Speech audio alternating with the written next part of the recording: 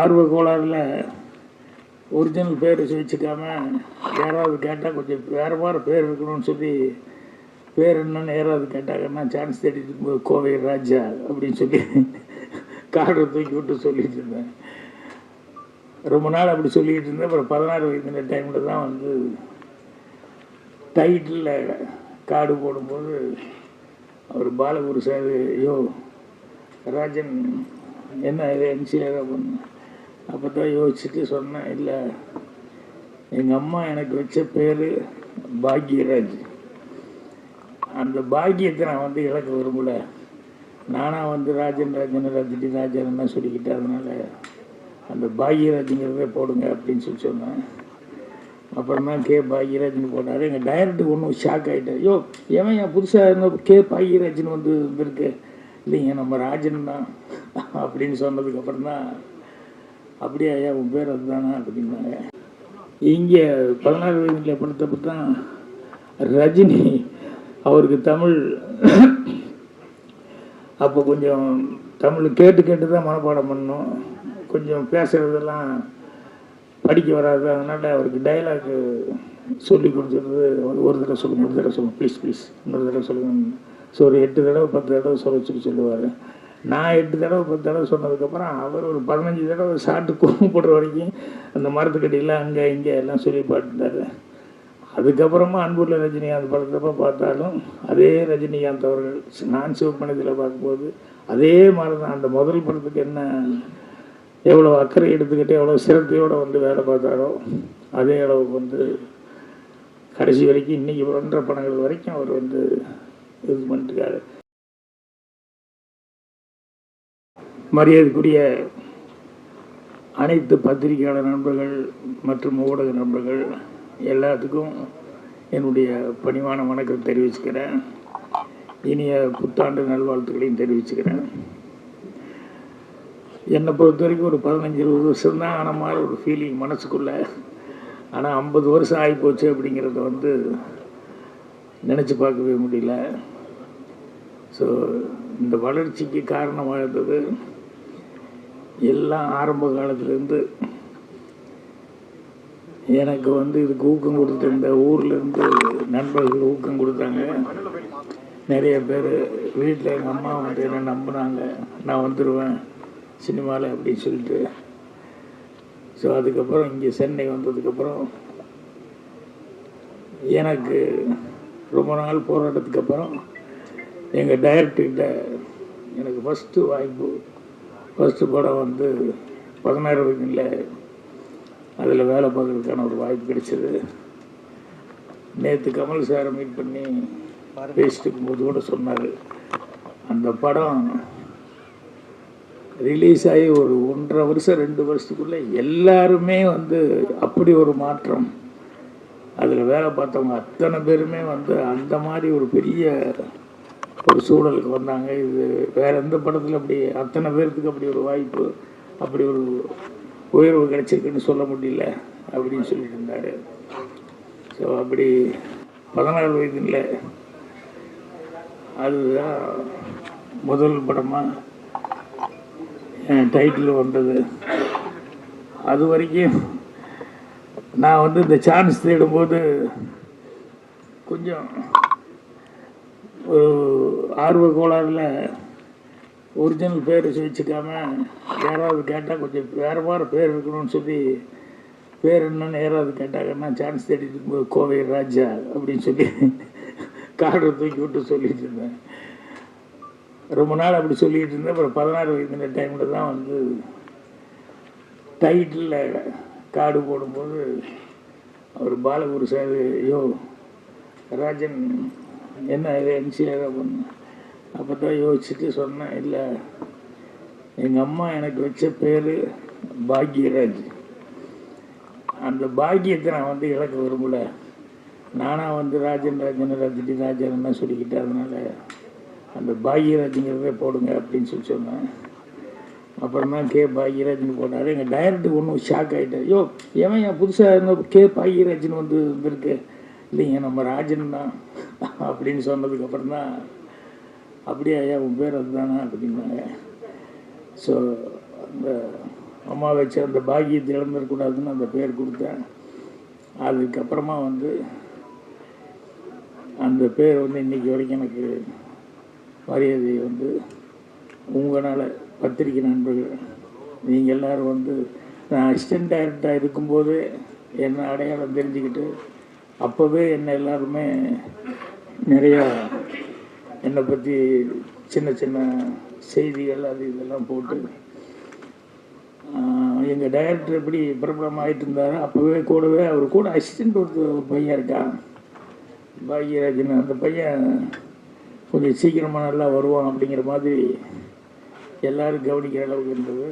எங்கள் டைரக்டரே கூட கிழக்கே போகிற ரயில் படத்துலேயே ஒரு நாள் ஷூட்டிங் முடிச்சுட்டு சாயங்காலம் எல்லாம் பேக்கப் 6 நேரத்தில் வண்டிக்காக ஏதோ வெயிட் பண்ணிட்டு போது அவர் அப்போவே எல்லாத்தையும் வச்சுட்டு சொன்னார்.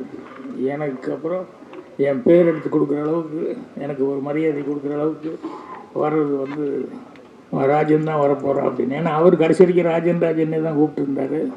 இப்பவும் டக்குன்னு பாக்யராஜுங்கிறது எங்கேயாவது ஃபங்க்ஷன் வந்தால் தான் வரும். அப்படி வந்து அவர் ரயிலில் போய் சொன்னார். அதுக்கப்புறம் ஒவ்வொரு படத்துலையும் கொஞ்சம் கொஞ்சமாக அசிஸ்டன்ட் டைரக்டரு, அப்புறம் டைலாக் ரைட்டர், அதுக்கப்புறம் ஸ்டோரி ரைட்டர்னு வந்து அதுக்கப்புறமா வந்து ஹீரோவாக நடிச்சது. எனக்கு கிழக்கே போகிற ரயிலப்போ அந்த சுதாகர் வந்து கரும்புள்ளி செம்புள்ளி குத்தி கழுதியில் உட்கார வச்சுருவாங்க பனிஷ்மெண்ட்டு வில்லேஜில். அந்த கழுதி இழுத்துட்டு வர்றதுக்காக அந்த ஊரில் யாரோ ஒருத்தர் கூப்பிட்டா, யாரை கூப்பிட்டு இழுத்தாலும் அந்த கழுதி இழுக்கும்போது அவன் கேமரா ஓடுதான் கேமராவே பார்த்துக்கிட்டு இருந்தான். டைரக்டர் திட்டிக்கிட்டே இருந்தார். வேறு வழி இல்லாமல் அப்புறம் நான் வந்து அது வேஸ்ட் எடுத்து கட்டிட்டு ஒரு டவல் ஒன்று போட்டுக்கிட்டு நான் வந்து அந்த கழுதியை பிடிச்சி இழுத்துட்டு வர மாதிரி நான் இழுத்தேன். அப்போ தான் வந்து சரி அசிஸ்டன்ட் டைரக்டருங்கிறனால லட்சுமி அந்தனவெல்லாம் ஸ்டில் எடுத்து இது பண்ணாங்க. கோயம்புத்தூர் நான் போய் அந்த படம் ரிலீஸுக்கு போனப்போ பார்த்தா எங்கே பார்த்தாலும் நான் கழுதியை பிடிச்சி நிற்கிற மாதிரி போஸ்ட் போட்டாங்க. எங்கள் பாட்டி என்னை கேட்டாங்க, ஏன்டா போய் இந்த கழுதியை பிடிச்சி எடுத்துகிட்டு வர்றது இதுக்காடா சென்னைக்கு மெட்ராஸுக்கு போனேன் அப்படின்னு சொல்லிட்டு, இல்லை அது நடிக்கிறது தான் அப்படி போகிறேன் ஊருக்கு போகிற மானம் கெடுது எல்லோரும் பார்த்துப்போது உங்கள் பேரன் கழுதி இழுத்துட்டு வரான் அதுக்கு தான் போனான்னு அப்படின்ட்டு. அப்போ எங்கள் அம்மா வந்து ஒரு வார்த்தை சொன்னாங்க, ஏன்னா அந்த சுதாகர் பையன் செஞ்ச கேரக்டரு ஏன் அந்த மாதிரி நீ செய்யக்கூடாதா அப்படின்னு மாதிரி அம்மா கேட்டாங்க. அப்போ நான் அம்மாக்கிட்ட வந்து இல்லைம்மா அதுக்கு ஒரு உருவங்கள் அதுக்கு இப்படி இருக்கணும் அப்படி இருக்கணும், ஏன் உனக்கெல்லாம் நல்லா தான் இருக்குன்னா, இல்லை உனக்கு காக்கிட்டு பொண்ணு குஞ்சு அப்படி தான் இருக்கும், ஆனால் அதுக்கு வேறு வித்தியாசமாக இருக்கணும். இல்லை நீ வேணா பாரு, உங்கள் டைரக்டர் உன்னையே மறுபடியும் ஹீரோவை வச்சு படம் எடுப்பார், இது கூடி சீக்கிரம் நடக்கும் கண்டிப்பாக அப்படின்னு சொல்லி எங்கள் அம்மா சொன்னாங்க. ஸோ அப்போ வந்து சரி ஒரு தாய்க்கு வந்து கூடிய ஒரு ஆர்வத்தில் அவங்க வந்து சொல்கிறாங்க அப்படின்னு சொல்லிட்டு அதை நான் சாதாரணமாக எடுத்துக்கிட்டேன். ஆனால் அதுக்கப்புறம் டைரக்டர் வந்து நான் அசிஸ்டன்ட் டைரக்டராக வேலை பார்த்தேன். அதுக்கப்புறம் வந்து புதிய வார்ப்பில் பார்த்தா நீ தான் என் ஹீரோ அப்படின்னு சொல்லி என்னை ஃபிக்ஸ் பண்ணதுக்கப்புறம் தான் வந்து அப்புறம் முதல் நாள் ஷூட்டிங் முடிஞ்சு அப்போ கூட அம்மாவுக்கு நான் லெட்டர் எழுதலை. ஏன்னா ரஷ்ஷு சென்னைக்கு வந்து அதுக்கப்புறம் அங்கே கொண்டு வந்து தேனியில் ஒரு டென்ட்டில் கொண்டு வந்து ஒரு தேட்டரில் கொண்டு வந்து போட்டு பார்த்துட்டு ரஷ்ஷு பார்த்துட்டு காலையில் நிவாசு எங்கள் டைரக்டர்லாம் போய் பார்த்துட்டு வந்துட்டு ஓகே அப்படின்னு கை கொடுத்து நம்ம ஷூட்டிங் கன்னியூ பண்ணுறோம், நல்லா இருக்குது, நீ ஹீரோ கன்ஃபார்ம்டு அப்படிங்கிற மாதிரி சொல்லிட்டு ஷூட்டிங் ஸ்டார்ட் பண்ணார். அதுக்கப்புறம் தான் அம்மாவுக்கே வந்து லெட்டர் எழுதினேன், இந்த மாதிரி உன் வாய் முகூர்த்தம் நீ சொன்ன மாதிரியே வந்து நான் வந்து ஹீரோவை வந்து நடிச்சிட்ருக்கிறேன் அப்படின்னு சொல்லிட்டு. ஆனால் ஒரு பேட் லக்கு படம் ரிலீஸுக்கு ஒரு 20 நாள் 15-20 நாள் இருக்கும்போது திடீர்னு எங்கள் அம்மாவுக்கு வந்து உடம்பு சரியில்லாமல் போய் அதுக்கப்புறம் படம் ரிலீஸுக்கு 20 நாளைக்கு முன்னாடியே இறந்துட்டாங்க. அது ரொம்ப மனசு கஷ்டமாக இருந்தது. ஆனால் கிழக்கே போண்டேயில் அதுலெல்லாம் ஒர்க் பண்ணது அசிஸ்டன்ட் டைரக்டர் இருந்ததெல்லாம் எங்கள் அம்மாவுக்கு வந்து தெரியும். ஸோ புதிய வார்ப்புகளில் வந்து நான் நடித்து அவங்க பார்க்க முடியல. அதில் தான் ஒரு டைலாக் எழுதும்போது எழுதியிருப்பேன், இந்த பக்கத்து வீடு கூட்டிகிட்டு இருக்கும்போது பக்கத்தில் அந்த பூக்காரி கேரக்டர் ஒரு என்னவா தெரியா நீங்களே கூட்டிகிட்டு இருக்கீங்க, வீட்டில் சொல்லி ஒரு கல்யாணம் பண்ணி வச்சுட்டா உங்களுக்கு கொஞ்சம் சிரமம் இல்லாமல் சிரமம் குறையுமா. நான் கேஷுவலாக இல்லைங்க அம்மா அப்பா ஒருத்தர் எல்லாம் போய் சேர்ந்துட்டாங்க அப்படின்ட்டு, அதனால் நான் தான் பண்ணிக்கணும் அப்படிங்கிற மாதிரி சொல்லி சொன்னேன். நான் அதுக்கப்புறம் படம் பார்க்கும்போது தான் எனக்கு ஷாக் ஆனேன். ஏன்னா அம்மா இருக்கும்போதே அப்படி ஒரு டைலாக் எழுதிட்டேன், யாரும் இல்லை போய் சேர்ந்துட்டாங்க அப்படின்ட்டு. அப்போ சினிமாவில் சொல்லுவாங்க இல்லையா, ஆரம்பாடுற மாதிரி எதுவும் வார்த்தைகள் வரக்கூடாது அது இதுன்னு சொல்லிட்டு. ஸோ இப்படியெல்லாம் சொன்னதுங்கிறது அது படம் பார்க்கும்போது எனக்கே ஃபீலிங்காக இருந்தது. ஸோ புதிய வார்ப்புகளிலிருந்து அதுக்கப்புறம் அப்போவே பத்திரிகைகள் எல்லாருமே ஊடகங்களில் எனக்கு நல்ல ஒரு உத்வேகம் தர்ற மாதிரி என்னுடைய சூர்லாசித்திரங்களுக்கு முன்னாலேயே சிவப்பு ரோஜாக்கள் டைலாக்ஸ் எல்லாம் எழுதுனதுனால நிறமாறாத பூக்கள் கதை எழுதினேன். ஸோ எல்லாம் பத்திரிகை நண்பர்கள் எல்லாருமே எனக்கு ஊக்கம் கொடுத்தாங்க. அதுக்கப்புறமா ஒரு 3 படம் பண்ணதுக்கப்புறம் நான் சூர்லாசித்திரங்கள் பண்ணேன். ஸோ அது ஃபஸ்ட்டு படம் டைரக்ஷன் பண்ணதுலேருந்து அதுக்கப்புறம் படிப்படியாக உங்களுடைய ஆதரவில், ஏன்னா அது ஹீரோ நடித்தா ஹீரோ ஃபஸ்ட்டு படம் ஹீரோவாக நடித்தேன். அதுக்கப்புறம் பார்த்தா அடுத்த படமே வில்லனாக நடித்தேன். கன்னி பருவத்தில் நான் வேலை பார்த்த கம்பெனி அப்படிங்கிறதுனால அங்கே வேறு ஆள் கிடைக்கலன்னு நான் யாருக்காவது டெஸ்ட் எடுத்துகிட்டு இருக்கும்போது அதை பார்த்துக்கிட்டே இருந்துட்டு இல்லை அவரையும் நடிக்க வச்சா நல்லா இருக்குன்னு சொல்லிட்டு வில்லன் ரோல் செய்ய சொன்னாங்க. கன்னி பருவத்தில் வில்லன் ரோல் செஞ்சேன். அப்போ கூட நடிக்கிறதுக்கு இஷ்டம் இல்லாமல் டைரக்ஷன் மட்டும் பண்ணால் போதுன்னு நினச்சேன். ஆனால் சூர்லாசித்திரங்கள் ஸ்டார்ட் பண்ணப்போ அந்த கேரக்டருக்கு போட்டிருந்தாலும் எங்கேயோ டப்புன்னு ஒரு வாரம் இருக்கும்போது போயிட்டான். அவனுக்கு தான் நன்றி சொல்லணும். ஏன்னா அவன் போனதுனால தான் நான் மறுபடியும் மேக்கப் போட்டு டைரக்ஷன் பண்ணேன். அதுலேருந்து அப்புறம் ப்ரொடியூசர் இல்லை நீயே பண்ண அப்படின்னு சொல்லிட்டாங்க. ஸோ இன்றைக்கி வரைக்கும் உங்களுடைய ஆதரவில் எனக்கு எல்லாமே நல்லபடியாக நடந்துருக்கு. அதுக்கு உங்கள் எல்லாத்துக்குமே நன்றி சொல்லணும். அதே மாதிரி எனக்கு சினிமாவில் நான் வந்திருக்கேன்னா ஊர்லேருந்து வரும்போது சினிமாவை பற்றி கொஞ்சமாக சினிமா படம் பார்த்து அந்த நாலேஜ் தான் இருந்த ஒழிய வேறு பெருசாக ஒன்றும் இல்லை. இங்கே வந்ததுக்கப்புறம் தான் ஒவ்வொன்றா நான் கற்றுக்கிட்டேன். ஆனால் சினிமாவில் இந்த வளர்ச்சிக்கு மெயினாக இருந்தது என்னென்னா, எனக்கு முன்னால் டைரக்ட் பண்ணியிருந்தாங்களே அந்த படங்கள், ஒரு பீம்சிங் ஆகட்டும், பிஆர் பந்துலு சார் ஆகட்டும், Sridhar sir, K Balachandra sir எல்லாருமே, கேஜி, இப்படி எல்லா டைரக்டருடைய படங்கள் பார்த்து அந்த பாதிப்பு என்னை அறியாமல் மனசுக்குள்ளே ஓடி இருந்தது. அதுதான் எனக்கு ஒரு பெரிய பேஸாக இருந்தது. அதே மாதிரி புத்தகம் அப்படிங்கிறது முதல்ல ஸ்கூலில் படிக்கும்போது சரியாக படிக்காம விட்டேன். அதுக்கப்புறம் வெளியே காலேஜும் ஒரே வருஷம் தான் ஃபெயிலியர் ஆனதுக்கப்புறம் அப்புறம் தான் அந்த புத்தக படிப்பு அப்படிங்கிறது எனக்கு அது மேலே ஒரு ஆர்வம் வந்ததுக்கப்புறம் நிறையா புஸ்தகங்கள் அதெல்லாம் படிச்சுட்டு அதுக்கப்புறம் கொஞ்சம் கொஞ்சமாக என்னுடைய நாலேஜ் வளர்த்துக்கிட்டேன். ஒரு சின்ன வயசு விஷயம் ஒன்று சொல்கிறேன்.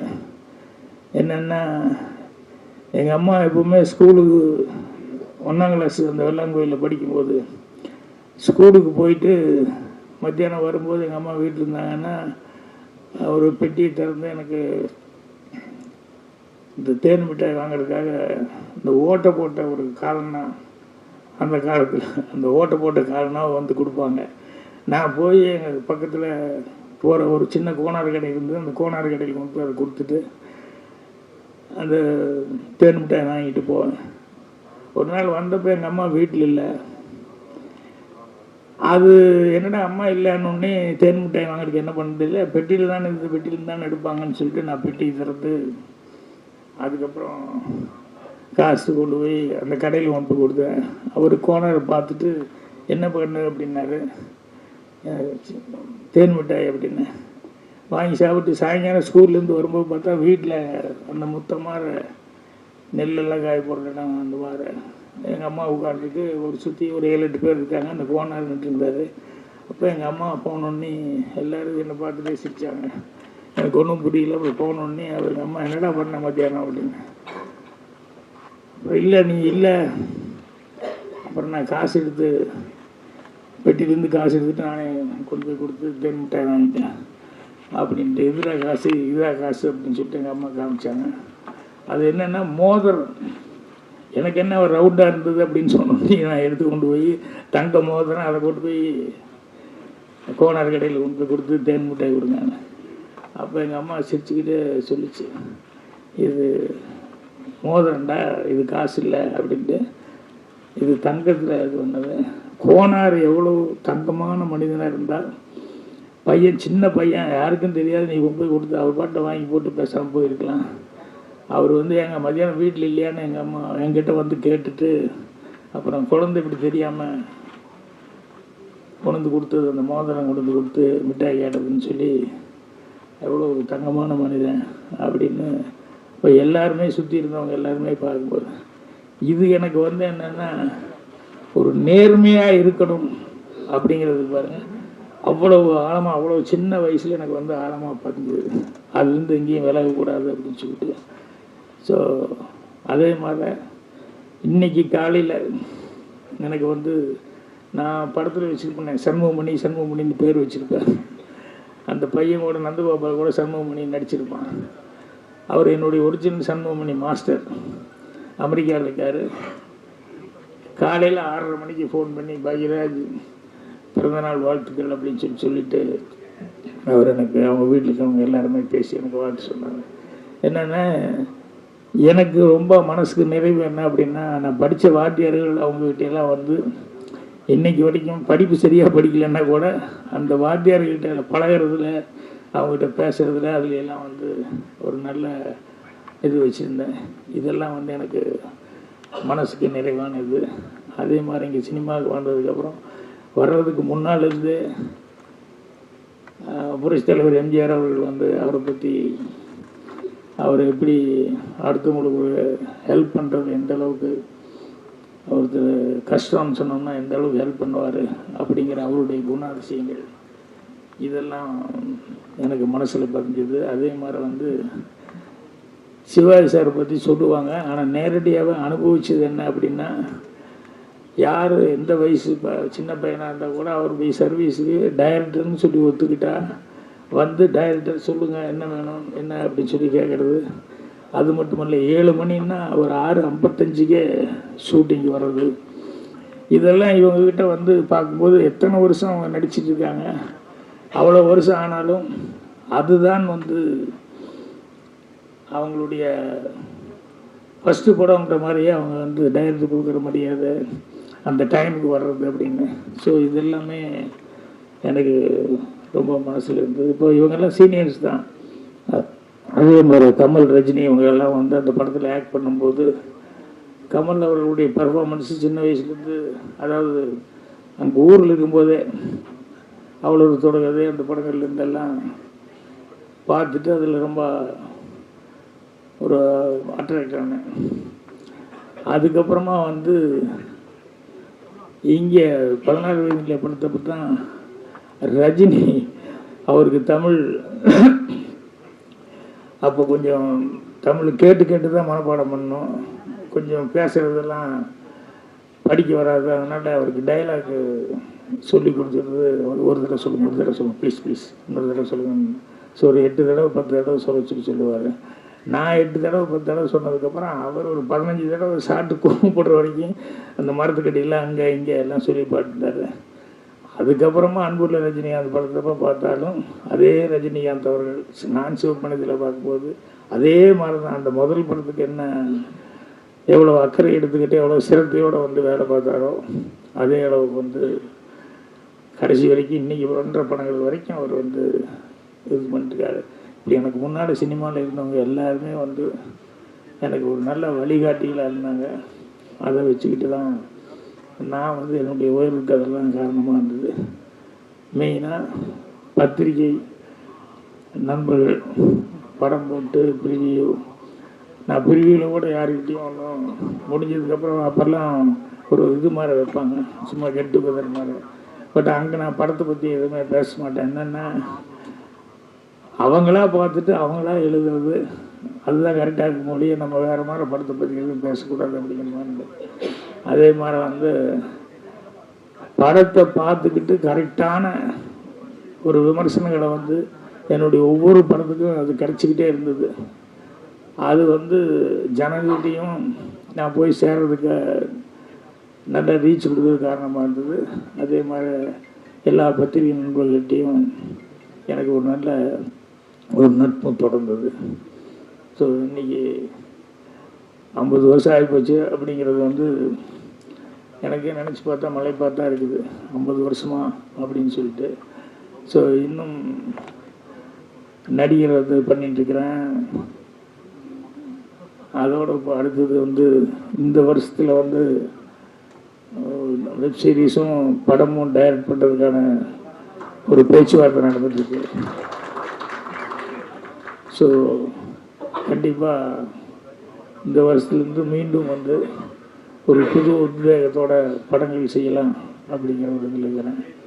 ஸோ எல்லாத்துக்கும் காரணமானவங்க எங்கள் டைரக்டர்லேருந்து முன்னால் டைரக்ட் பண்ணவங்க அவங்க. அப்புறம் வந்ததுக்கப்புறம் சினிமாவில் தான் நாங்கள் வர்றதுக்கு சான்ஸ் கிடச்சி படம்லாம் டைரக்ட் பண்ணுறதுக்கு எல்லாம் காரணமாக இருந்தது அப்படிங்கிறது வந்து பத்திரிக்கை நண்பர்களான நீங்கள்.